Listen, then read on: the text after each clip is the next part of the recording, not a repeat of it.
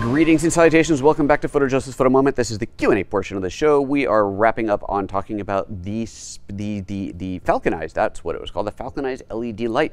I don't see a whole lot of questions in the chat rooms. This might be a short Q&A session, but if anybody's got any questions, you know what to do. Get them in there. Mr. Burns Tech said something. Let's bring this up here. Find the right switch. There it is. Burns says, I found with LED panels that have exposed LED chips, which is most of them, I'm left with after images of tiny dots, stare at a bright object, then look at a dark object, right? If you look directly at the panel at all. I mean, that makes sense. It's like looking at any bright LED, bright source, you're going to get that little dot in there. And I think one of the things worth considering, because you don't have to diffuse that FlaconeEyes light, you aren't losing as much light. Like I said, it's kind of an eighth of those 3 stops difference between the bigger lights. But if you need to diffuse the other light, you're going to lose a couple stops, at least a stop at that point right there. So that's worth considering as well. It is a softer light source to begin with, not needing to be diffused. Let's see here. Is there anything else in the chat room? That's it. That's all that's in the chat room right now. Oh, well, hi Sheila. Hi Ende. Hi Matt. Hi Gabriel. Hi Burns.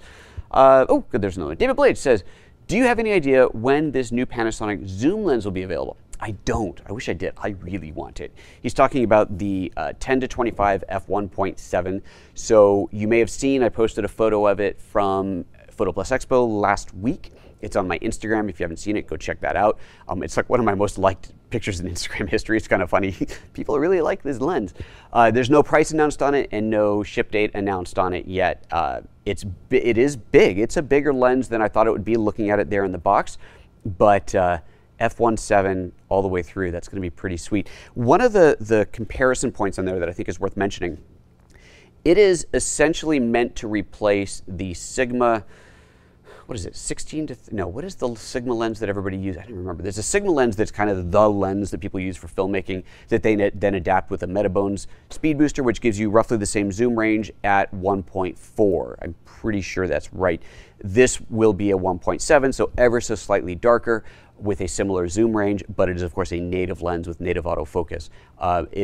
It's going to be a really, really nice lens. I cannot wait to get it, but I don't know when it's coming out.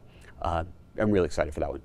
Sheila says, hi back at you. Well, hi there. Sheila says, is it the Sigma 18mm art lens? No, the one that I'm talking about is a zoom lens. It's very, very common, very popular among filmmakers using the Lumix cameras, really using any Micro Four Thirds for filmmaking, because with the Metabone speed booster, you get a very fast aperture.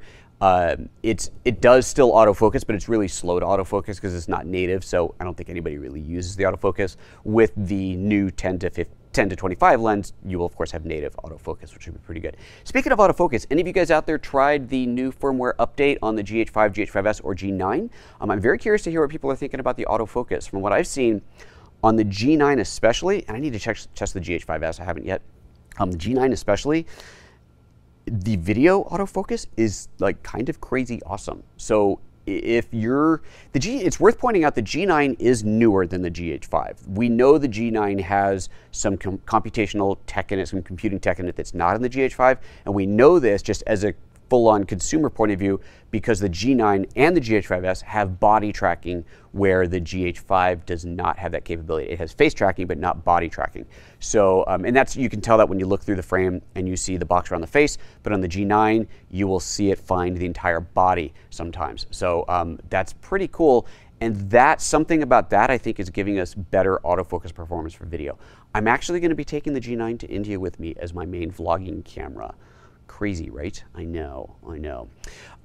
Sheila also asks, about autofocus, does the lens being used on the GH5 make a difference in autofocus? If we're talking about the, if you're talking about that Sigma lens, then yeah, like I said, it does autofocus, but slowly because it's not native. David Blade says, yes, for me, autofocus greatly improved on the GH5 and GH5S. Excellent. Love hearing that. That is good to hear. I haven't done any comparisons. I've been busy. I've been traveling, as you've seen. Okay.